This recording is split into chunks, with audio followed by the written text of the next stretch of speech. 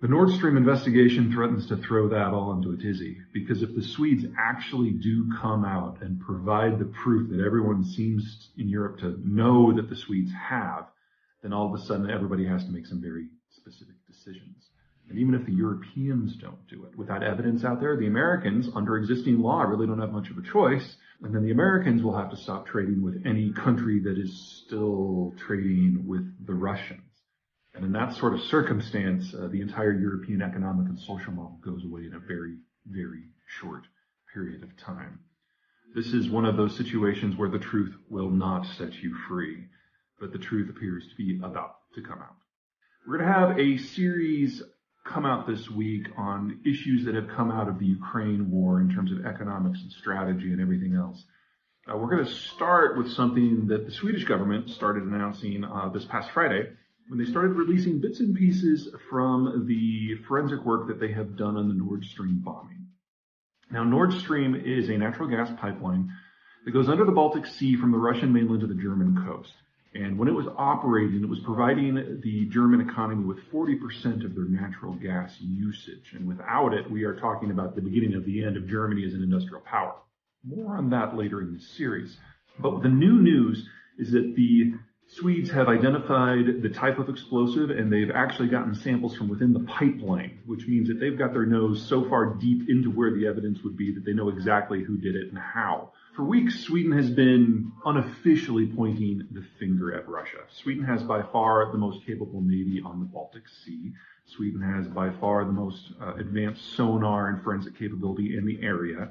And on the day that Nord Stream was bombed, they started quietly telling their European partners that it was definitely the Russians who did it. And if there's anyone in the space that has the ability to identify what actually happened, it would be Sweden.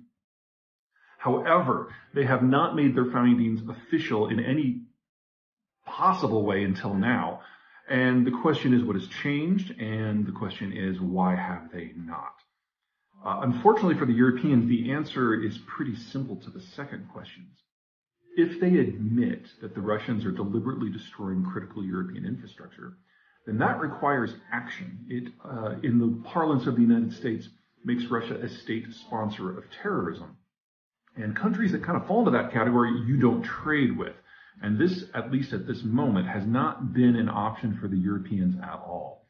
Even with Nord Stream offline, Russia remains the number 3 supplier of natural gas to the continent. It is the number 1 source of the inputs that allows the Europeans to make fertilizer or to smelt aluminum.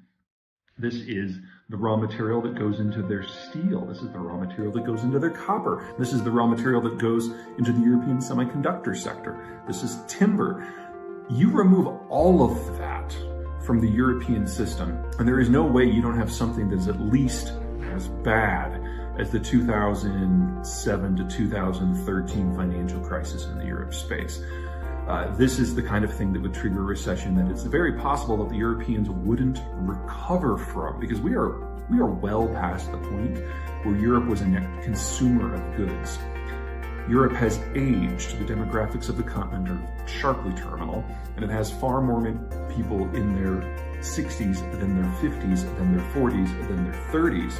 So the business model for Europe today is to take raw materials from somewhere else, metabolize them into finished goods, and then export them into markets that can actually consume. Without the Russians, they lose that first step, and the entire economic model goes away. Now, the sanctions that the Europeans have put on the Russians to this point were done with this in mind. The whole idea was you phase things out over months or even years so that the system has a chance to adapt, to either get new suppliers or more likely go through some very significant economic restructuring, so that on the other side of this, the Europeans aren't nearly as dependent upon the imported materials no matter where they came from. The Nord Stream investigation threatens to throw that all into a tizzy, because if the Swedes actually do come out and provide the proof that everyone seems in Europe to know that the Swedes have, then all of a sudden everybody has to make some very specific decisions. And even if the Europeans don't do it, with that evidence out there, the Americans, under existing law, really don't have much of a choice, and then the Americans will have to stop trading with any country that is still trading with the Russians. And in that sort of circumstance, the entire European economic and social model goes away in a very, very short period of time. This is one of those situations where the truth will not set you free, but the truth appears to be about to come out. Now that Nord Stream is offline, we don't know if it's going back online. The last of the four pillars that support German industrialization manufacturing are in the process of crumbling. We have become so vulnerable in the last 8 years, and everything has become so exposed. And just the bedrock that allows globalization to function, the idea that materials, energy, food, manufactured products, intermediate products in particular, can just flow effortlessly, that's all stopped.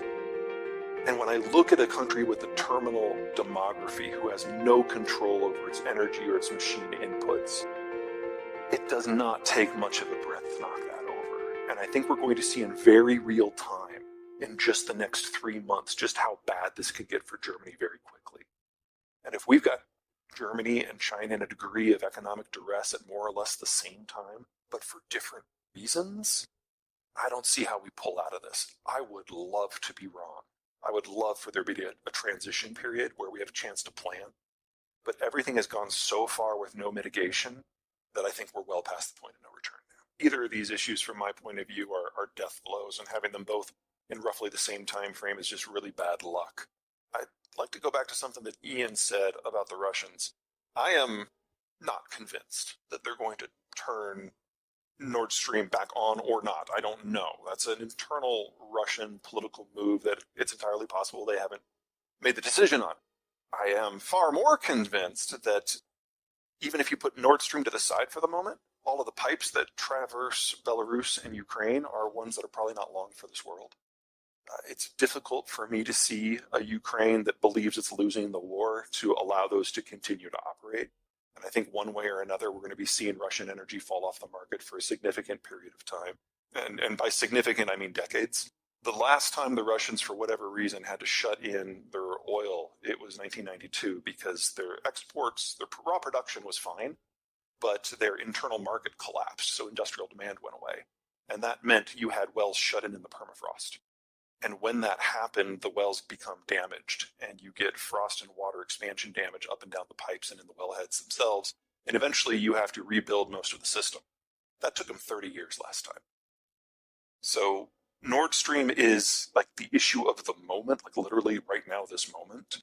But there is a half a dozen other things that are semi-related behind the scenes that are perfectly capable of making any German hope for getting back to some sort of old normal or transitioning to a new normal on a time frame they can't control.